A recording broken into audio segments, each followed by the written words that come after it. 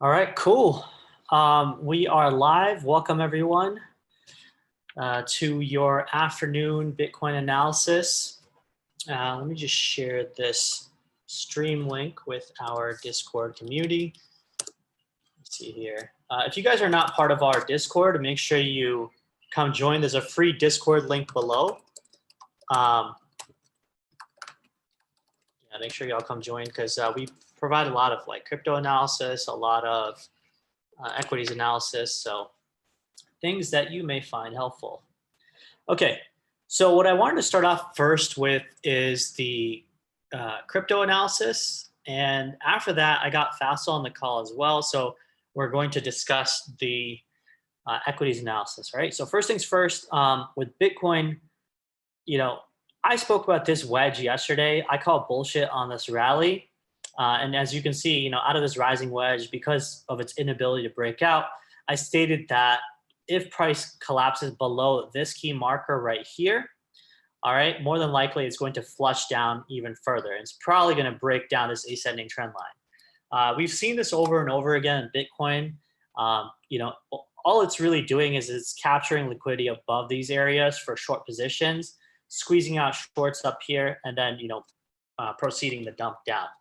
And that's pretty much what happened. This is classic Bitcoin when it does moves like this, because it's either coming into oversold conditions or shorts are heavily leveraged to the upside. And this is one thing in crypto that is easily spottable, is exactly where the liquidity points sit and where the pressure is for leveraged traders.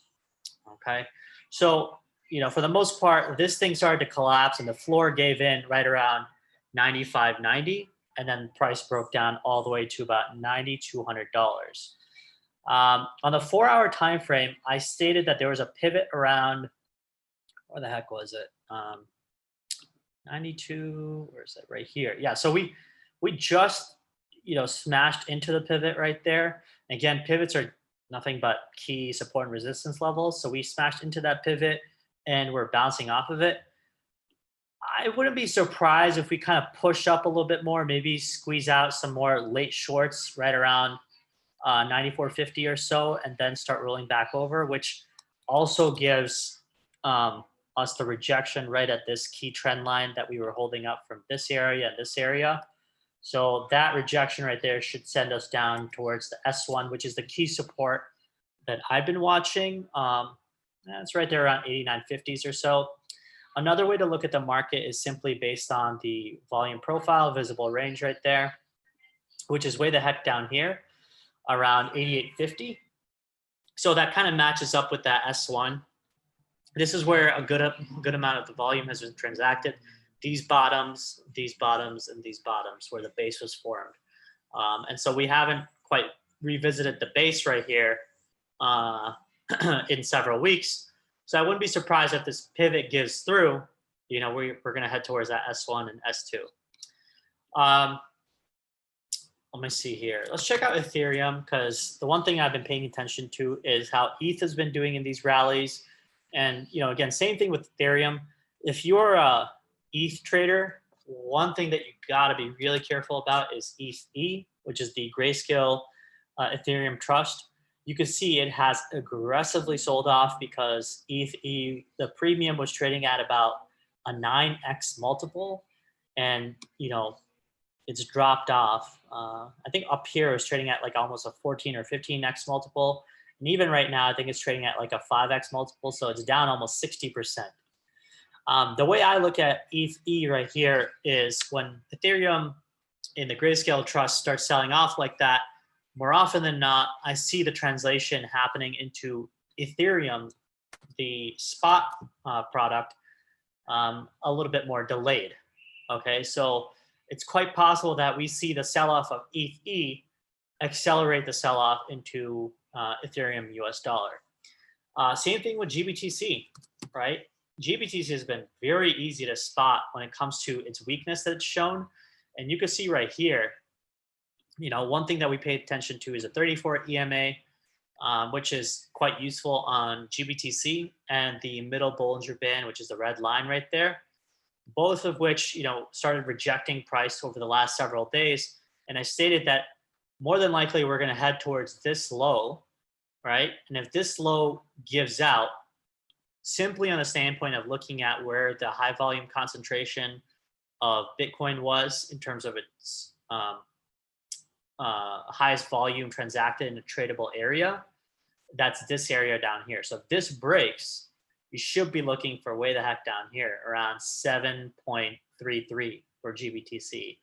I think that translates to about, I think that's like, what is it, 6,700 or something like that. I forgot the exact conversion of GBTC versus Bitcoin spot.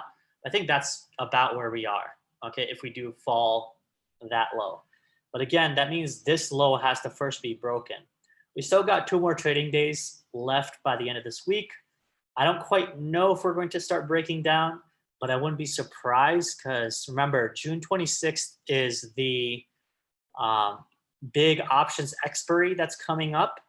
And I showed you guys that there's actually a lot of put options, especially for the 8,500 put strike for June 26th. And this is on the Deribit exchange. And for CME, I wasn't quite able to see exactly where the heavily concentrated volume is.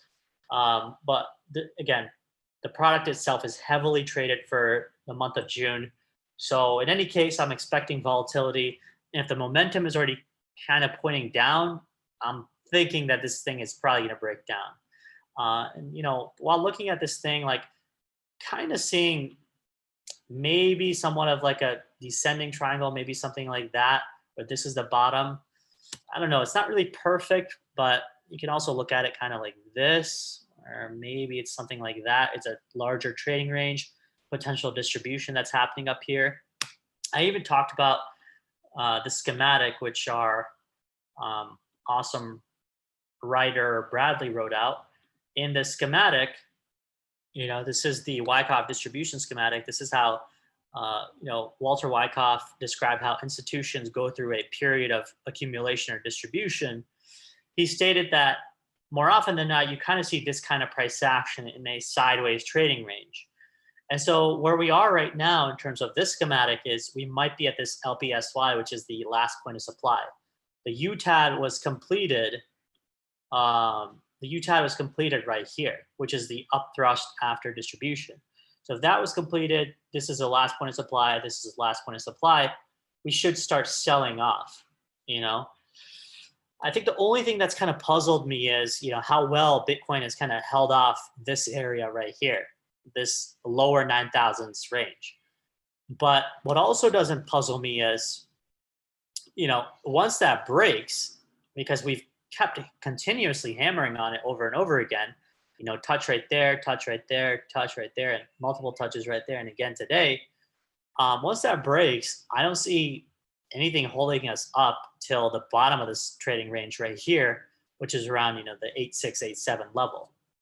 Okay, so that's kind of where I am with Bitcoin analysis in terms of the technical aspect. There's no real fundamental reasoning right now that I need to keep in mind about Bitcoin. I really hate the fact that there's some dumb people, especially like big CEOs from OKX, who talk about how the stimulus package, the one that's coming up potentially in the U.S., could be a driver for Bitcoin to new highs. It's kind of silly because Bitcoin made it up this far, in my opinion, in anticipation of the halving rally, of the potential stimulus, and it still couldn't break its clean resistance level up here. So I don't see any reason for us to start discussing the next stimulus package potentially, pushing us up higher. So make sure you kind of keep away from that noise.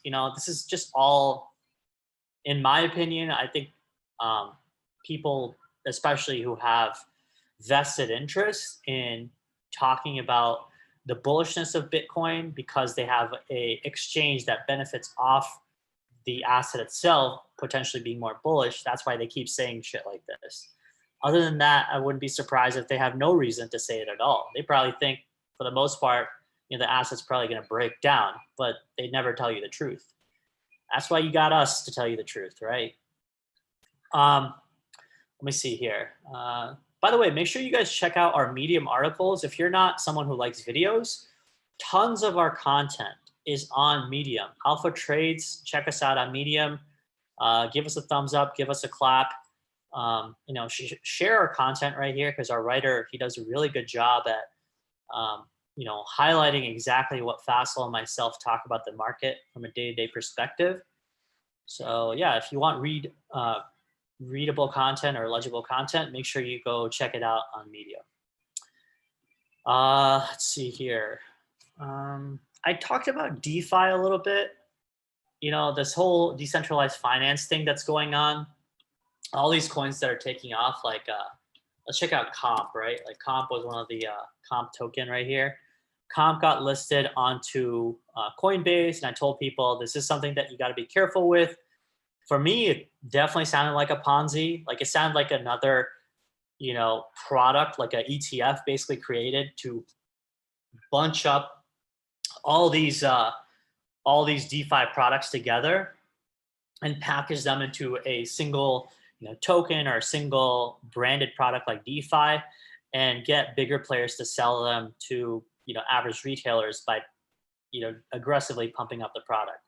So I think Comp on different exchanges opened at let me see, it started to open at $100 or something like that, and then let's see, it went from, as you can see way the heck down here, 142, went to about almost $400, and then came crashing down almost to 200 now. So the people up here are definitely trapped. We don't really know if this thing is going to push back up, if at all or ever. But understanding how these kinds of bubbles are created in these products that are essentially rebranding or potential ETFs that sound good, but in reality they're just shit. Understanding how not to get into a bubble is something that in our community we make sure that we provide a level-headed analysis. Okay. Let me see here. Let's see who all is in the chat. What's going on, everybody? What's up, Eduardo? How's it going, man? Deepak, how's it going? Make sure you all hit the thumbs up if you've been watching our content for a while. Faisal and I are going to get the calls started. I'm sorry, the analysis started in equities in a second. What's up, Johnny B? How's it going? Johnny B says, apparently there have been a block of longs waiting at 9,200. Yeah, so I actually checked this out right here on Trading Light this morning. I showed it to our community. Let me see here. It's also in our Bitcoin analysis right here. So, there was a good amount of sell pressure up here in terms of, if you're just looking at the L2 data, right, and you're looking at the footprint data, you can again see that there is some good pressure coming from the top where you have, let me see here, you got 8.5 million, 4.4 million, 5.4 million, 4.4 million, all this pressure from the upside, potentially holding price down. And though there's a decent amount of support down here, a lot of that has kind of been broken through, especially when we kind of bled through this area right here. I think this was a clustered area around 9,400 where there was a good amount of support. And once that gave way, it kind of made it pretty fast to come down here towards 9,200. So I'm thinking that we either chop around here for a little bit and then start breaking down, or more than likely, maybe we just start the descent down by the end of today or tomorrow morning. So those are my thoughts. Let's see what's going on. One Man Army, Crypto Don Juan. What's going on? H-Bar. I keep hearing about H-Bar. What the hell is this thing? Let's check it out. Oh, Hedera Hashgraph. Okay, cool. I used to be in their Discord a little while back. Let's see here. Doesn't seem like it's doing anything. I mean, it's kind of moving sideways. But I do like Hedera Hashgraph, actually. We've interviewed them in the past. So if you go on our YouTube channel, you can check that interview out. Let's see here. Let's check out the volume. Oh, man. It's like piddly volume over here. So a lot of these altcoins, I think the one thing I'm afraid of is kind of like the dot-com bubble, right? Most people are thinking that, so-and-so coin is going to be the next Google or Amazon or whatever, or we're going to have an explosive bubble-like movement 2017. And I've kind of been trying to play the realist as much as I can about warning people that 99% of these companies are Ponzi's. And even if they're not Ponzi's, like let's just say they have a legitimate care or concern about blockchain, and wanting to make sure it's successful, doesn't mean that they're actually going to do something about it. It doesn't mean that they can be successful. So let's see here. Have you heard about XO? Yeah, Eduardo, I do have XO as well. I utilize XO. So XO helps you get footprint data. And I like Trading Light for just the basic L2 data, which is the order book data, also seeing these walls kind of stacked up. But XO helps you understand the individual footprint data within the price action itself. So let me show you guys exactly how that looks, right? So if we go down to the 4-hour time frame right there, what you can see in the candles is individual blocks of how much money or volume was transacted at a particular level in price. And it helps you identify where the clustered areas are of high volume versus low volume, where price is kind of accelerated down through. And if that has happened, can price make it back towards those levels a little bit easier? Okay. What's the cost of XO charts? I think it's like $29 a month. I stopped using XO for a little bit because I started using Trading Light a little bit more. And one of my friends had access to XO, so he gave me access to his account. Let me see here. Johnny B says, let's see, have you any tips for how to deal with BTC move up that we saw on Monday? How to use short 4-hour, not 15-minute. I kept thinking it was a top, then it moved up again. Well, Johnny B, I talked about this even in our free analysis Monday, where I didn't buy this push up, right? I told you all that more than likely this push up right here, because it didn't quite break out of the wedge, which was this trend line right here, this was probably a fake out right here. Again, I wouldn't say that with 100% certainty, but I think for the most part, I didn't believe this rally. And another thing that kind of confirmed this right here is something else I'm going to show you, okay? So if you look at this right here, okay, this is CQ Live. It's a crypto quant data exchange. It helps you see Bitcoin inflows and outflows that are coming out of mining pools and what Bitcoin is being moved to exchanges to potentially sell. And so if you look over here, right around this area over the last several days when we had this spike up right here, this big blue bar right here shows you that there was a big mining pool that moved Bitcoin onto an exchange. So this is the kind of analysis that I write out to our community every day. This is why people have a membership with us, so they can see analysis like this, and exactly my thoughts on it. And so I warn people that more than likely, there's Bitcoin being loaded onto exchange for the purpose of selling.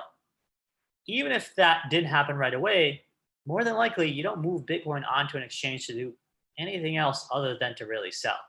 So there's multiple signs in terms of technicals. There's multiple signs in terms of the analytics that I just showed you on Crypto Quant. So yeah, and I even spoke about this in the free video.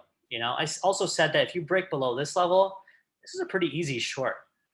Start breaking below this level, and this is a short at least towards this ascending trend line. All right. So yeah, I want to keep this crypto analysis short, but I'm going to hop into the equities analysis with Faisal. I don't want to keep him waiting too long. So with further ado, welcome, Faisal. No, man, I'm enjoying it. Great to be here.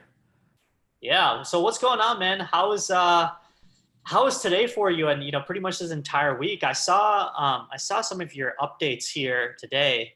And again, for those of you who are watching right now, Faisal puts out these updates every single morning for our Advantage members, and he also has these stock alerts and stock of the day. This is things that he's either researching, shorting, longing, covering, all kinds of research that he's doing on his own. etc. So again, if you want to get access to that information, there's a free Discord link below, and we also have a 2-day free trial, which you guys can just come check out. If you've never tried our community. So anyway, Faisal, sorry to interrupt you, but go on. No, you're good, man. Today was it was a really interesting day because right from the beginning, I had a feeling that this day was going to be either one that was going to see a strong reversal, which it was kind of clear it wasn't going to reverse after I want to say 45 minutes into the market. But I had a feeling that we could pull back a little bit based on the resistance that we hit yesterday. But for the most part, I wasn't really concerned with where the market was going to close today. The real thing is if we continue to see more selling at a high degree tomorrow. And I'm specifically looking at the S&P just for reference. The S&P level of, let me pull it up. I want to see the S&P hold 2990. And I have a feeling, this is just based on my experience in the market, I have a feeling that they're probably going to gap down this market somewhere around that level. And probably at the open, it'll be trading at that level or close to that level. And that's where we can hope to see maybe some sort of buying take place. Because even though today was really ugly in terms of headline numbers, I didn't see the breakdowns from Apple. I didn't see the breakdowns from Amazon. There weren't that many sell signals from the main leaders that have been driving this market.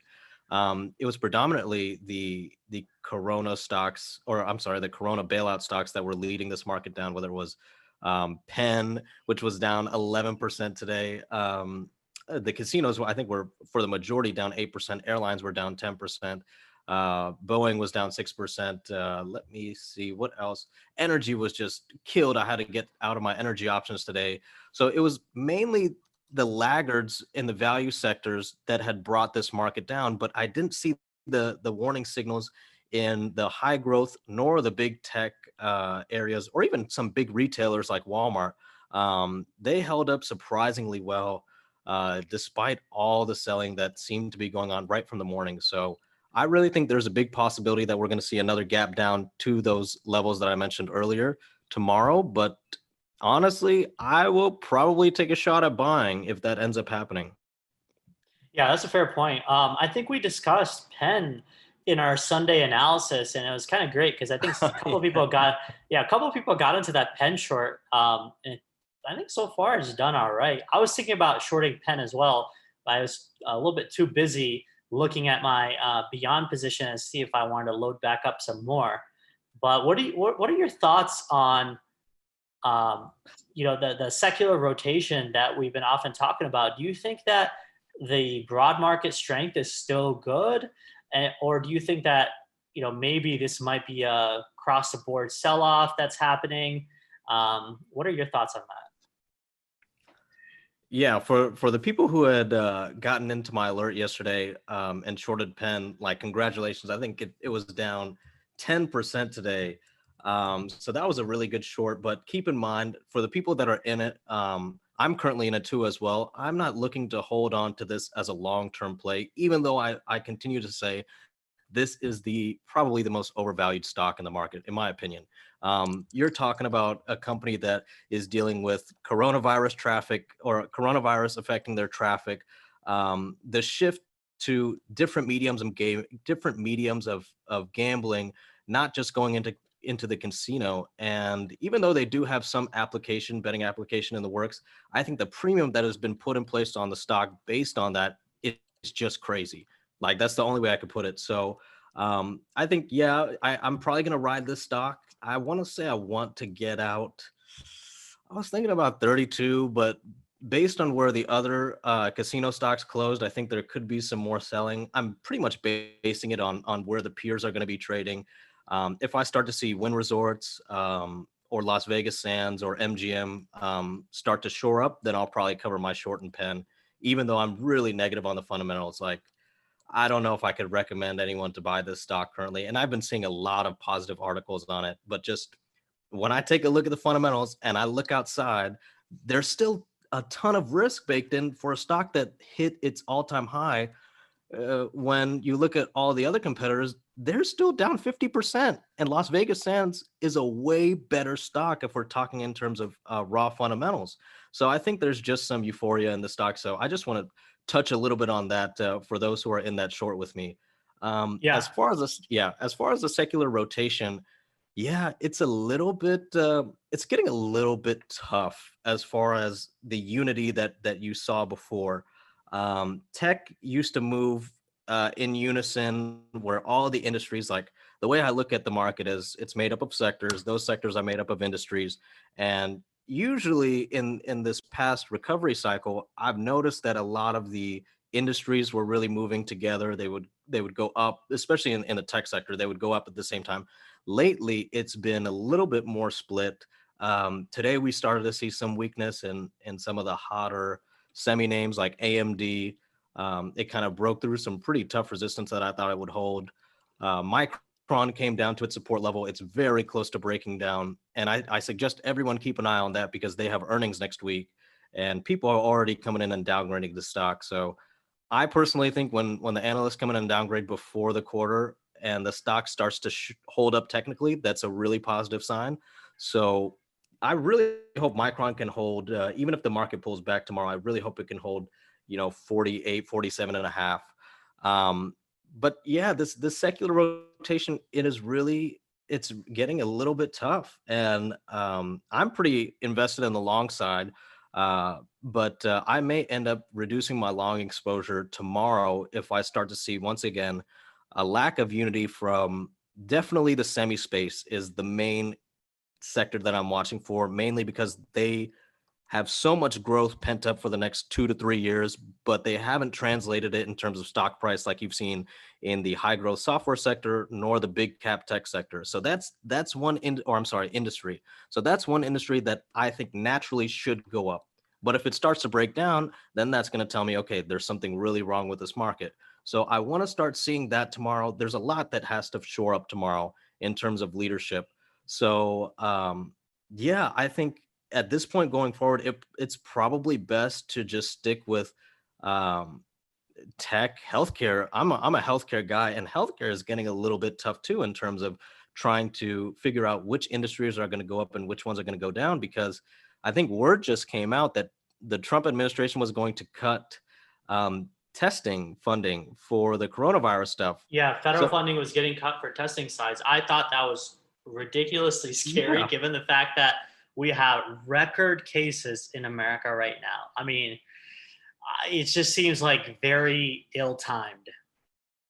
yeah, and I'm telling you, I live in Houston, Texas. Okay, I'm right in the heart of it, which is apparently now the next Corona hotspot.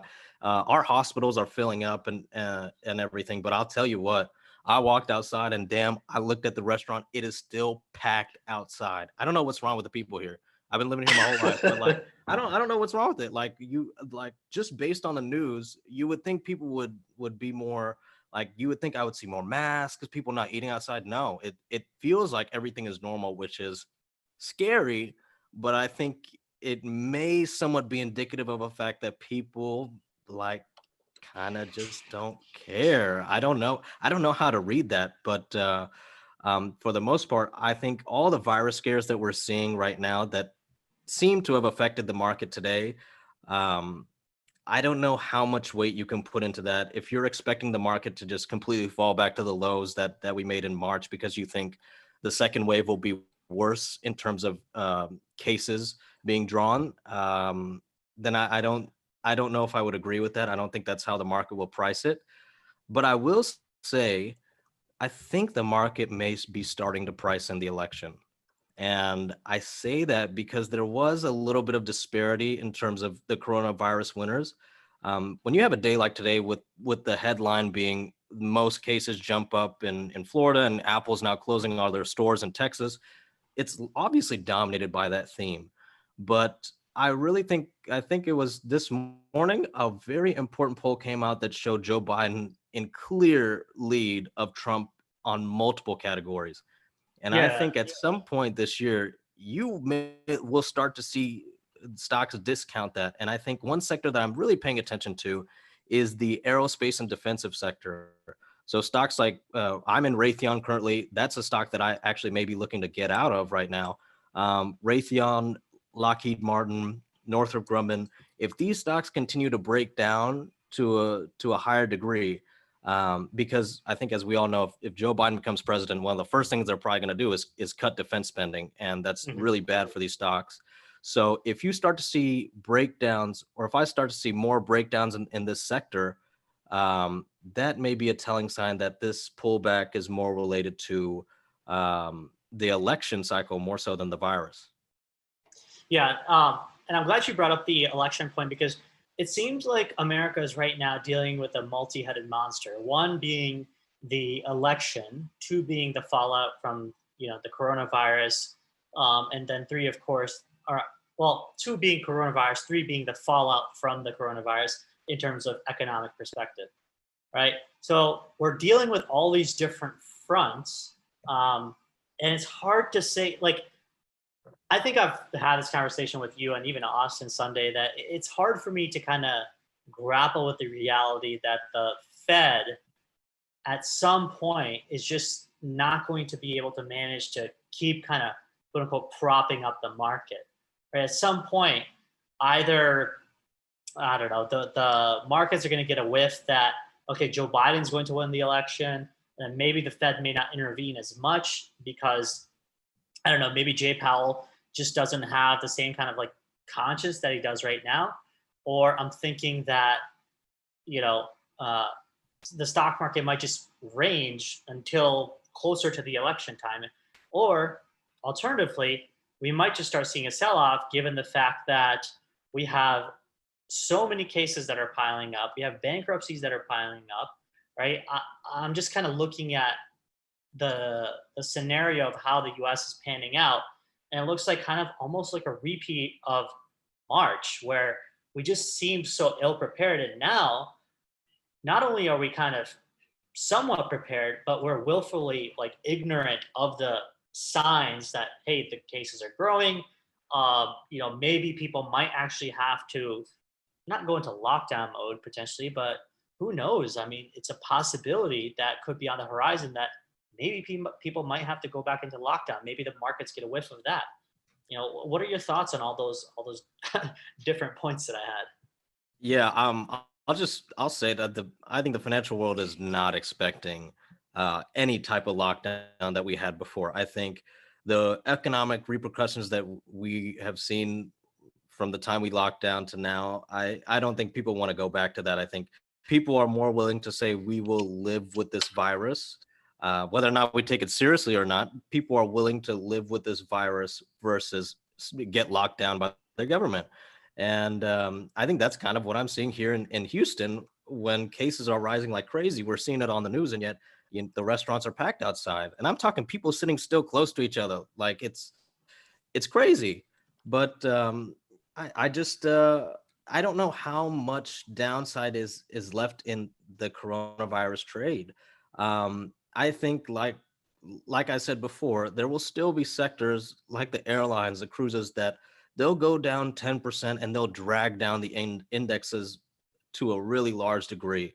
But you'll still have stocks like Avalara stock. I've been talking about this for 2 weeks now. This magical accounting software stock, it was up 2.5% today. Yeah. Chewy, my most hated stock, hate that dude. It was up 2% today. And it was one of the few coronavirus advantage stocks that was up. It wasn't like all the corona advantage virus stocks were even doing good today. So you will still have stocks that are going to be winners in this environment. I wouldn't say, if someone's asking me, should I completely stay out of the market because of all the risks that are going on, I would say no. But that means you will always have opportunities to get into good stocks when they go on discount or when they are affected in the short term from days like this. Like, I think Apple saw significant selling because the entire index was selling, and that created some fear. But for the most part, Apple held on to its support fine. I don't expect it to go down much more, to be honest. Um, and I think that stock will continue to climb even if the market ranges, because once again, I think you're exactly right. You will have some sectors completely range from now till the election, or maybe now till we see the fruition of a full recovery. But for stocks like Apple or what's another good one, or like an Infi, something that has the growth still set, that's still pretty like it's easily estimated. Nothing's really changed as far as the data center business, for instance. Um, as long as those growth trends stay intact, I think you'll continue to see pockets of stocks that are winners. And you have to stay within those areas because there are not many clear areas like that. But the ones that are, they consistently outperform even when the market has down days like today. Yeah, yeah, that's a fair point. Uh, let me take some questions from the chat. So we got a couple questions. Let's see. So Johnny B asked, does Fassel not think that it would be wise not to trade any stocks for a few weeks? I mean, 50% of the people expecting a total recovery, coronavirus and economy wise, whereas the other 50% are expecting a second wave of the virus and resultant economic problems. So volatility and chop and unexpected nasty surprises could be bad or problematic trading wise, question mark. So what are your thoughts on that? Yeah, I mean it's kind of like just what I said. You will have like the people who are expecting the full on recovery. They're probably in the airline stocks or something cheap, and they're thinking they're getting a great discount because the recovery is on the horizon. People will start traveling again in no time. But I don't think that will be the case. Same with the industrial stocks. Well, actually, industrials are a little bit different because of the infrastructure spending that I think will be a big part of the recovery cycle. But definitely the cruises, just the bailout stocks in general, those are the main culprits of if you believe that the economy will recover fairly fast and fairly soon, you're probably in those names because they've been depreciated the most. Um, but I still think like, for instance, I'm hoping the market comes down a little bit more because I want to pick up ServiceNow. A stock like ServiceNow has done fantastic. NOW has done fantastic this entire quarter. The growth trajectory looks great. The CEO is awesome. Any type of pullback in this stock, I welcome it, even if there's a huge negative headlines regarding the coronavirus or even something related to trade. Uh, Stocks like ServiceNow, I think, will continue to grow at a fantastic rate, not only because they're great companies, but because their relative competition in terms of what is good to invest in the marketplace in a completely uncertain marketplace is so slim. Like they're once again, like I was saying with Infine, the data center business, that is a pretty easy thing to say. Okay, data centers are going to be fine for the next 2 to 3 years, even if coronavirus cases spike. Actually, hell, it may even help it because more people will stay inside and data center usage and innovation will end up being driven from that. But I suggest staying within those areas and don't be afraid to invest in those great tech companies specifically.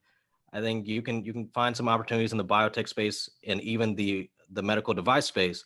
But I think just to make it easy, stick to tech and software because those growth trajectories just seem the most intact, even with all the uncertainties that we see in the world today. Yeah, fair point.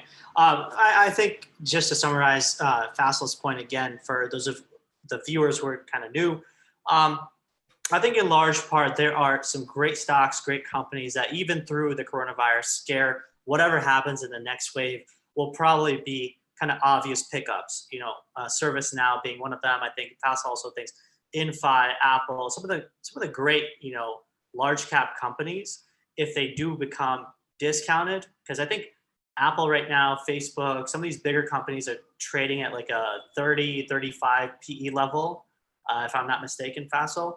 And so if they start coming down anywhere between, the 18 to the 24 range, I mean, that's a pretty solid pickup, you know? I'm very happy you mentioned PE levels. I'm very happy because we have to have this talk. Okay. For those, like I'm a fundamentalist by heart. Okay. I used to like I gotta say, in this day and age, do not value PEs to the same rate that you did before. It's a totally different game because companies have pulled their forward guidance not only for this year, sometimes for next year or next the first quarter next year. PEs, in my opinion, have become really irrelevant. And it's all about relative investing and investing in what works or what has the clearest growth trajectory, even if the estimates have been lowered for this quarter because maybe management is more conservative.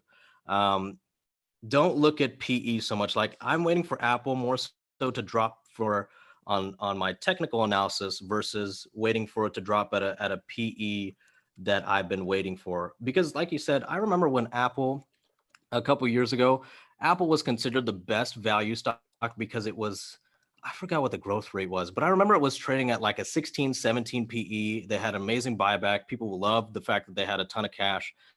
And that stock, it wasn't like the best performer of the market, but it was still relatively valuable because the market, I think, was at a 19 PE and it was trading at 17, 18. So it was theoretically cheap.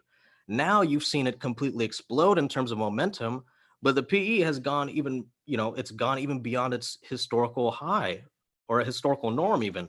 So I want to say, because of relative investing, it is one of the few companies that works. People are really believing that because of 5G and the fact that people have to upgrade their phones in order to get 5G capabilities, that's going to be enough of a benefit to push the stock to PE levels that people thought were crazy 2 years ago. But in hindsight, it makes sense because when you look at raw PEs of the companies that have pulled earnings, how are you going to do that? How are you going to come up with a PE for or a forward PE for a company that withdrew its guidance almost entirely for the year or cut its guidance by half for the year? So PE levels to me are really somewhat irrelevant at this day and age. Okay, that's a fair point. Faisal, some viewers of ours are probably wondering, right, with the market that has gone up so much, um, aside from just the general consensus of companies that have gone up aggressively, do you think the market as a whole is overvalued? Pockets. There are pockets like I've said, you cannot paint this market with a broad brush. There are going to be pockets of the economy that are going to be in a recovery cycle. Because remember, we are in a time that is extremely rare that has never happened before. I'm not going to act like I know everything or that I think things should be justifiable based on valuation. I'm just saying it seems to me like people are investing in what works or what they think will work within 1 to 2 years down the line. Now, that question itself is very uncertain for a lot of companies. And a few companies, it's a lot easier to determine. But I think, like, for me, I still think airlines are overvalued currently. And they're trading 50% below their highs. But I don't think a stock like Apple, I think actually the way Apple's gone, you could say it's a little bit overvalued, but I'm not going to be the one to short it because it's overvalued. Like Yeah, that's not it's like stepping in front of a that's train. not my MO. Yeah. I think casinos, like I've been in casinos, I've been in Las Vegas Sands short for 2 weeks now. I think they were very uh overvalued, especially Penn. We all know I talked about Penn Sunday. I think that's the most overvalued stock in the market. So there are pockets of these overvaluedness, even though you have other pockets that are extremely depreciated. It's just a really mixed market. You can't paint it with a broad brush. You just have to look at things from a secular or industry perspective if you want to understand what is overvalued and what is not. Right. Yeah, no, that's a fair point. So Faisal, we got about 50 people plus watching right now. Okay. So I Oh, want to, cool. yeah, I want to provide one good piece of information for them to take away. Okay. And so the first thing, I want to do is I'm going to list my near-term bullish stock and then my long-term bullish stock that I personally think will do well at least, 2 to 4 years down the line. Okay. And then maybe you could do the same if you want to throw in a short in there. Um, then we could talk about that too. So my near-term bullish stock, I'm still very favorable of AMD. Okay, and I'm also very favorable towards Beyond Meat. Okay, both of these, in my opinion, are largely, we classify them as the Corona Advantage or Corona averse stocks, right? Because I personally think that if you're looking at Beyond Meat right now, okay, technicals wise, I think it still has a good amount of room to go. You could see the RSI, the relative strength index right there. You could see that it has a good amount of momentum to go to the upside before it gets into the overbought levels. From the fundamental standpoint, right, I like Beyond Meat because I think it's a well-run company. I think it's a space that has a lot of growth still left. And I also think that due to coronavirus potentially spreading again, it is the one stock that can perform well, especially when meat factories are potentially forced to shut down, which, by the way, has already happened. So I'm thinking that, wait a second, if we've already kind of gone through the scenario and Beyond Meat, yes, it sold off, but now it took out those highs in February. I'm thinking that this is one of those stocks that might actually push up higher as maybe meat packing plants suffer. So that, as well as AMD, in my opinion, which has the Zen 3 chip coming this fall, are two of my favorite near-term stocks. And my long-term bullish stock is Uber, which is 2 to 4 year stock. And I personally think Uber is going to be at least a 3x to 5x stock a couple of years from now. Again, we don't provide investment advice, folks. These are just my thoughts and my opinions. But take it for what it's worth. Come back to me a couple of years from now. Maybe buy me a beer if you bought Uber. Or give you All a right. punch in the face, something like that. or yeah. So I'll let Faisal go now. Yeah, I think I got two picks that I want to talk about. One, for those who have not listened to me for a while, here's a pick that I've talked about multiple times. Inphi, I just mentioned it a little bit a while ago for those who are new. They mainly make a lot of the, it's like the PAM data. It's like a part for a data center that ends up increasing its capacity or capability in the sense that they are able to not only drive more traffic and create more fluidity in their products, but it's mainly a mega data center product. And there are very few companies that are making components for mega scale data centers, which I expect there to be a huge increase in those types of data centers over the next, probably within the next year to 3 years compared to the data centers that we have now. So if they're leading in terms of component innovation on that space, that's exactly the company that I want to be in. And the growth estimates for the company are awesome. I think it's expected to grow 33% in earnings this year and 56% in earnings next year. So the estimates are kind of in line with what I'm saying as far as data center growth. That's my long-term growth pick that I'm in personally, and I'm hoping will pay off within the next 2 to 3 years in a big way. And then I want to say a short-term momentum trade that I like, I'm currently in now, Boston Beer. SAM. It's a little bit of an expensive stock, but it moves fast, so you don't really got to put too much in it. Boston Beer is something that I think, once again, it's a coronavirus advantage play. It's really benefited from, as the bars have been shut down, people have been buying beer at home. They've been increasing the amount of alcohol that they consume just at home, and Boston Beer has seen its stock explode as a result. And I think as the second wave continues, more people will be inclined to not go out to the bars, even if they're open. And you should see sales continue to increase in this stock that is still expected to grow very well. I think double digits this year and next year. Faisal, we got some people who are pen lovers. So they're asking us, why do we hate pen and why are we shorting it? Oh my God. All right. Let me just pull this up real quick. Let me just get my thing. One, Penn is the most if you just look at Penn compared to the other casino stocks, okay? I'm not even talking about the fact that it doesn't really have that. It has actually historically low operating margins, net margins, return on equity, EBITDA growth. Its cash to debt is the worst it's ever been. It actually has a decelerating cash generation.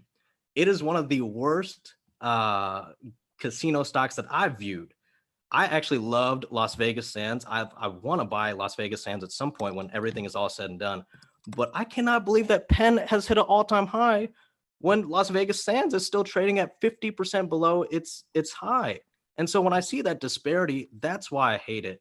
I don't know how much to value the whole Barstool deal. Whenever I talk to people, they just think it's the greatest thing ever. And I'm like, okay, I don't think the stock should be trading at this high, considering coronavirus has pretty much dropped all casino traffic by 80%.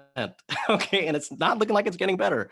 So I really don't like a stock that's trading this high, considering where its peers are. And so the amount of premium that has been put in place is just exuberance, in my opinion. And it would not be one stock that I would buy. I shorted it yesterday at a really nice level, and I'll probably stay in that short maybe for the next couple of days. We'll see how the volatility plays out. Okay, fair point. Yeah, I I don't think our Penn short is received well with some of our viewers, because some of the questions they said is, if you compare Penn to the industry, of course you're not going to get the proper results. It's definitely overvalued. Well, yeah, I mean that's what we're saying. Like, if you can't compare it to other companies in the industry, how are you ever supposed to value the stock? Um, Exactly. That's what investing is about. It is a relative game, and you cannot have this disparity. I don't care. You cannot have Las Vegas Sands, which is fundamentally, in my opinion, a much better company, trade at such a low, like it is. What was the high on the stock? Let me pull it up. The high on this stock before the coronavirus hit was $74. It's at 45 right now. So it's a little bit, it's recovered a little bit. It's not down 50%, more than 50% like it was. But Penn made a new high. Like Penn made a new high the other day. That's insane to me. Like Yeah. Las Vegas Sands has an 8% dividend. If you are someone who values safety, even the big institutional guys that value safety, they're not buying Las Vegas Sands up like crazy. There's nothing in Penn that would dictate that I should buy this stock right now, because there's just too many uncertainties that are being played out in the industry, and you're seeing it affect stocks like Wynn, Las Vegas Sands, Melco Crown. Why should Penn be treated any different? There is no difference except for the fact that people are just over exuberant about one aspect that may or may not work out in a really uncertain time for the industry. So that's just my take on it. I really don't like, if the stock was trading at $18, I would totally be fine with it. But it's 35, or it was at 30, whatever it was yesterday, $37. Like, that's crazy. Yeah, no, that's a fair point. And again, you guys who are watching right now, listen, if you are in a position right now that obviously you either made a lot of money from Penn, you are still in the position and you hope that it actually goes up, you're not going to be able to evaluate a company in an unbiased manner. Your judgment is already clouded. Okay. So you're effectively hoping that the stock should go up or has to go up because of your bias or because of your position. What we're effectively saying is that before we even get into a trade, we're looking at the valuation metrics, we're looking at the technicals, and we're saying, why is Penn, a stock that is valued so high?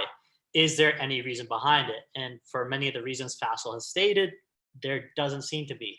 And this is something that I've noticed, by the way, people who are chatting right now, people even on our YouTube comments or Twitter comments, there's often an aggressive take on when we have, let's just say, a short or a potential negative position on a company that isn't long only or isn't bullish.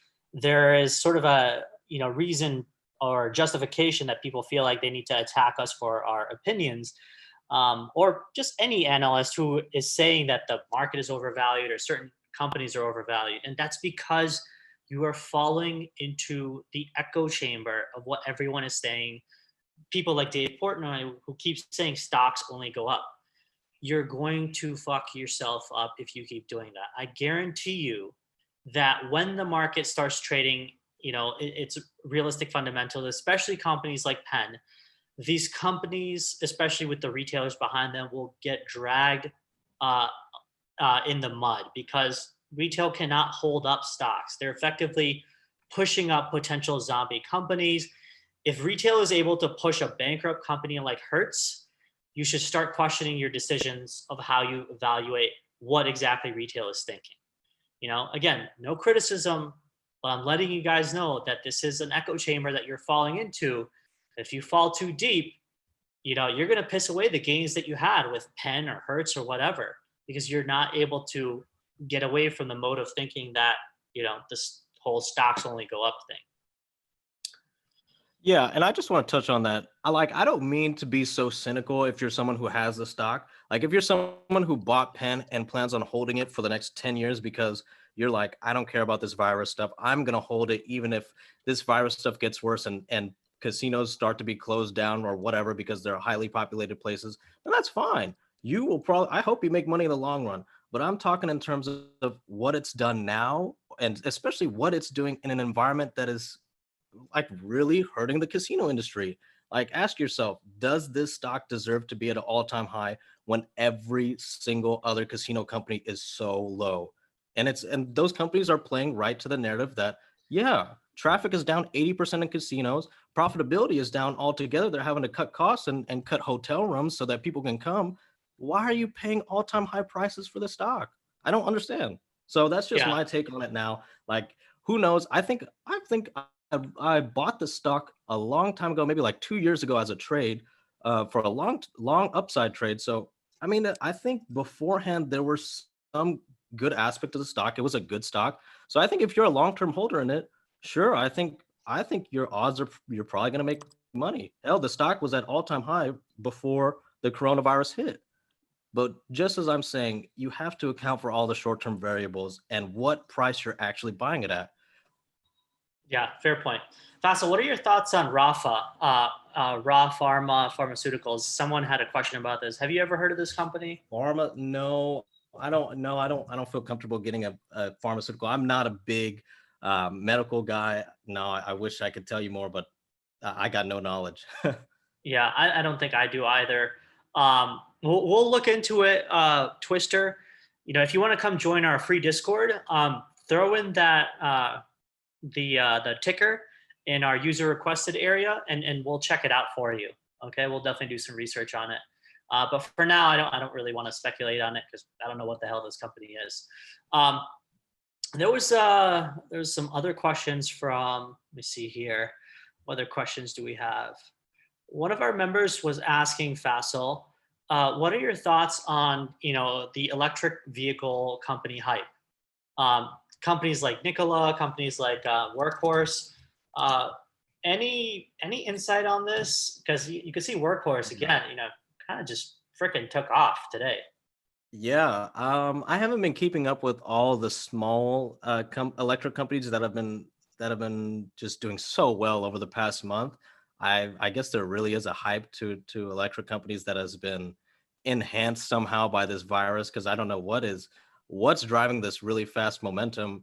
All I could say is if you are trading these stocks, I would probably also analyze Tesla. And when Tesla starts to break down or maybe starts to show signs of deterioration, I think that may be your warning sign to get out of these other guys. That's not to say that you know these guys can't make it in the long run, but just because they've run up so much in the short term, I it's really tough to gauge what is priced into the stock. Is are they pricing in that this car is going to change the way everyone drives in the next 2 years, 3 years? I have no idea. But for those who are in it, I just say keep an eye on Tesla. Use that as your barometer as to how the momentum will trade it in the industry, and hopefully that can give you guys some more insight into when you should get in or get out of these stocks. But as far as the actual valuation standpoint, no, I can't really give y'all a good read on that. Gotcha. So Faisal, one of the questions is, do you think Tesla could hit 200 by January? Oh, 200. Oh, Oh, damn. Man, what are you hoping for? Man, I don't know. It's going to have to be a bad scenario. Like, I think the biggest threat that Tesla has right now is competition. But how big of a threat is that, to be honest? Like, I don't really know any other person that's getting an electric car other than Tesla. Maybe the BMW sports car. I've seen a couple people with that, but no, I think if you're waiting for Tesla to pull back in 200, you're going to be waiting a long time. But yeah.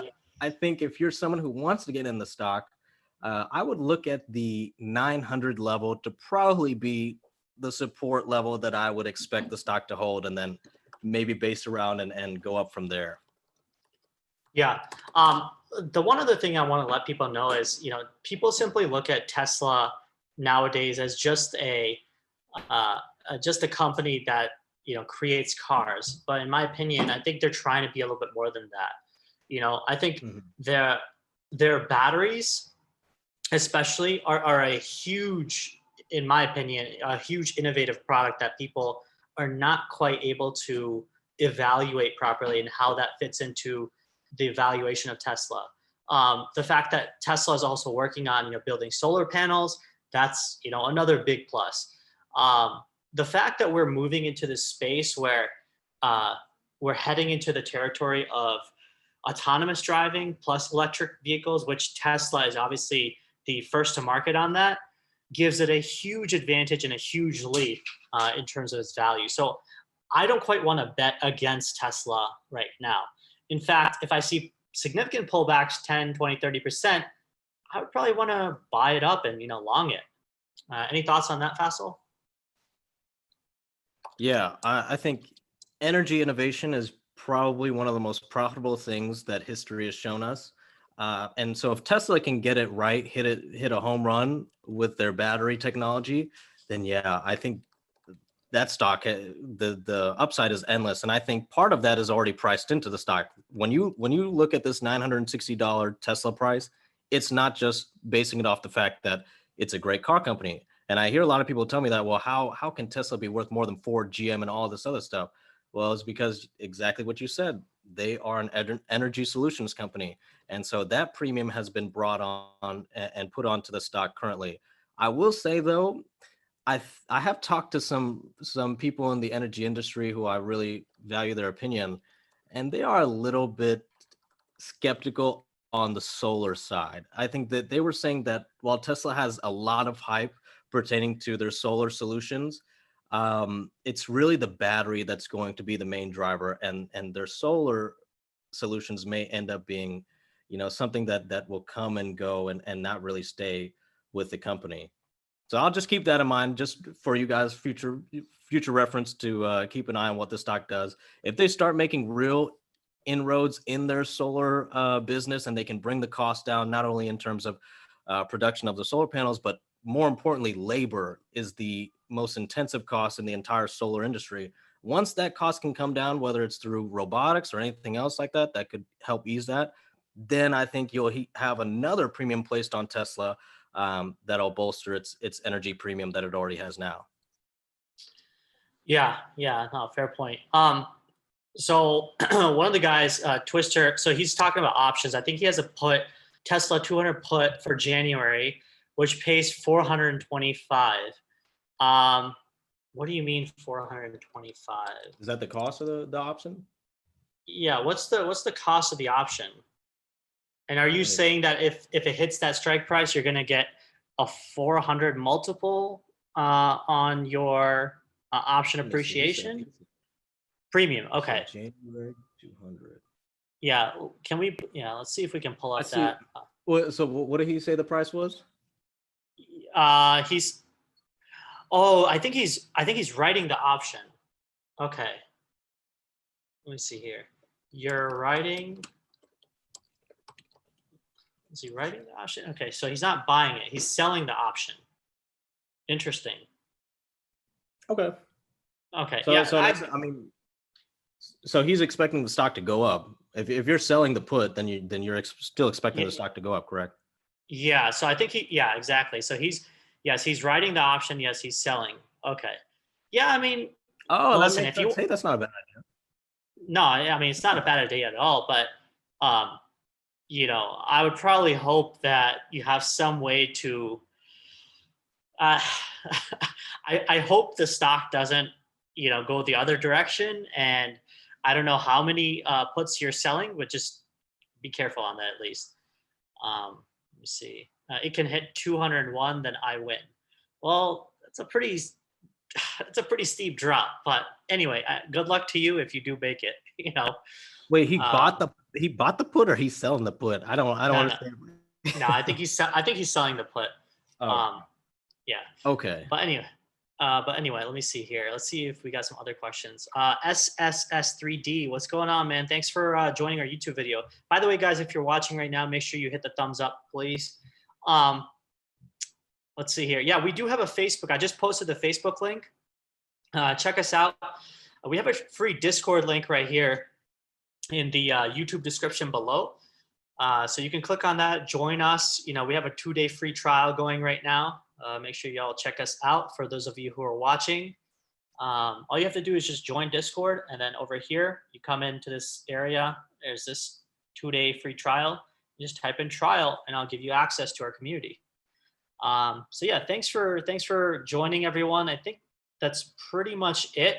I think today's analysis was pretty helpful. We told you all about stocks we're watching, some of our favorite stocks, stocks we're shorting. I did a Bitcoin analysis earlier. Nothing going on in the FX front right now. I'm still waiting, in my opinion, for the dollar to find some support. Oh, it looks like it actually did. So these are the two levels that I had mapped out. And so now that the dollar has kind of reclaimed this area right here, which is about $97, I'm probably going to start looking to get back into some longs of dollar versus EM markets. So dollar South African rand, maybe dollar Mexican peso.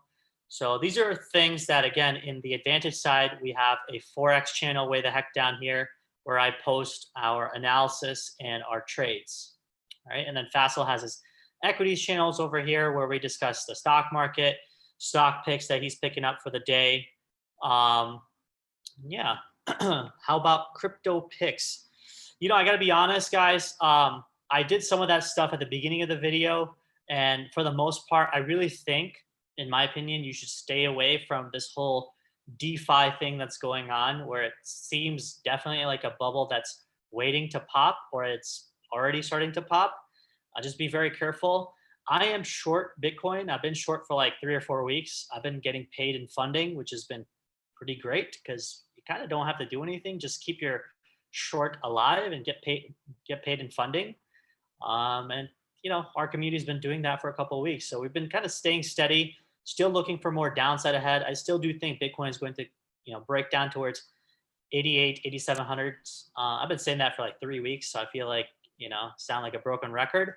But I still do believe that it's going to happen, given the technicals I've spoken about and given the analysis that I've showed that there's more and more Bitcoin being moved onto exchanges, which looks like they're gearing up for more selling.